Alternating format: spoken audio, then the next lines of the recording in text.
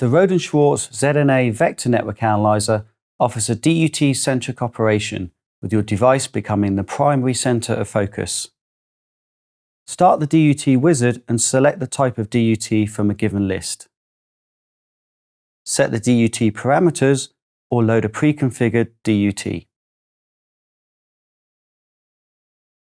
Check and, if necessary, change the port connections. The wizard lets you select the required measurements. Configure the measurements and choose the setup. And press Finish to complete your measurement setup.